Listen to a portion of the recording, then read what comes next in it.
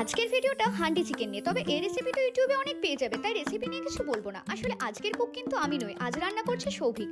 যারা আজকের দিনে দাঁড়িয়েও কুকিং এর মতো ইম্পর্টেন্ট লাইফ স্কিল নিয়ে জেন্ডার ডিসক্রিমিনেশন করে, তাদের জন্য এই ভিডিওটা।